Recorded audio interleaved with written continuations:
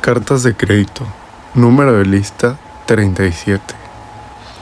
En esta presentación se abordará el tema de las cartas de crédito en el comercio internacional, un instrumento esencial para garantizar la seguridad en las operaciones de compraventa entre diferentes países. A lo largo del video conoceremos qué son las cartas de crédito, cómo funcionan, cuáles son sus características principales, las partes que intervienen, los documentos que se requieren y su importancia actual en el contexto del comercio global. Para empezar, ¿qué son las cartas de crédito? Una carta de crédito, también llamada crédito documentario, es un mecanismo bancario que sirve como garantía de pago entre el comprador y el importador y el vendedor o exportador. En este sistema, el banco emisor, a solicitud del importador, se compromete a pagar al exportador siempre que éste presente los documentos que prueben que ha cumplido con las condiciones acordadas.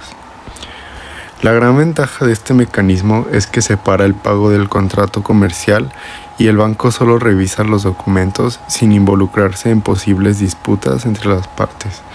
Este principio se conoce como el principio de autonomía. Autonomía, riesgos y regulación aplicable. El principio de autonomía indica que la carta de crédito opera de manera independiente del contrato de compraventa subyacente. Aquí los bancos actúan exclusivamente con base en los documentos presentados sin intervenir en desacuerdos contractuales, salvo en casos de fraude comprobado. No existe una ley que regule las cartas de crédito, por lo que se aplican normas privadas del alcance internacional, las UPC 600, emitidas por la Cámara de Comercio Internacional en 2007. Estas reglas uniformes establecen las responsabilidades, plazos y procedimientos que deben seguir los bancos y las partes involucradas. Funcionamiento de una carta de crédito. El proceso de una carta de crédito sigue varias etapas bien definidas. Primero, comprador y vendedor celebran un acuerdo comercial e incluyen que el pago se realizará mediante carta de crédito. En segundo lugar, el importador solicita a su banco que emita la carta conforme a los términos pactados. El banco emisor comunica la carta al banco evisador, generalmente ubicando en el país del exportador. Este banco avisador notifica al beneficiario sobre los términos del crédito. Luego, el exportador embarca la mercancía y presenta los documentos exigidos, factura, conocimiento del embarque, seguro, entre otros. El banco examina los documentos y, si cumplen con las condiciones, autoriza el pago. Finalmente, el exportador paga al banco emisor y recibe los documentos necesarios para retirar la mercancía. Este mecanismo brinda seguridad a ambas partes. El exportador tiene garantía del cobro y el importador mantiene control sobre los documentos antes de efectuar el pago. Partes involucradas. En una operación con carta de crédito participan distintas partes, cada una con un papel específico. Ordenante o solicitante. El comprador que pide la emisión del crédito.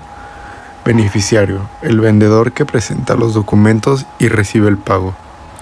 Banco emisor. La entidad que se compromete a pagar al beneficiario. Banco avisador. El que comunica la carta de crédito al beneficiario. Banco designado. El autorizado para recibir documentos y efectuar el pago. Y el banco confirmador, que puede agregar su propia obligación de pago cuando se requiere mayor seguridad. Tipos de cartas de crédito. Las cartas de crédito pueden clasificarse según su revocabilidad o por su finalidad. Según su revocabilidad, revocable, que puede modificarse o cancelarse sin aviso previo, aunque su uso es muy poco común. Y la irrevocable, que solo se puede modificar con el consentimiento de todas las partes. Otras modalidades son confirmada, que añade respaldo de un segundo banco, revolving, que se renueva automáticamente para operaciones periódicas, transferible, que permite al beneficiario transferir parte o todo el crédito a otro, y la Standby, que actúa con una garantía de último recurso en caso de incumplimiento. Documentación exigida y reglas de la UPC 600. Para que el pago sea efectivo, el beneficiario debe presentar ciertos documentos esenciales. Entre ellos encuentran la factura comercial, el documento de transporte como el conocimiento de embarque o la guía aérea, la póliza de seguro, los certificados de origen o calidad y la lista de empaque. La UPC 600 establece las reglas básicas que deben seguirse. Los bancos disponen de 5 días hábiles para revisar los documentos. Ninguna modificación es válida sin el consentimiento del beneficiario y los bancos involucrados.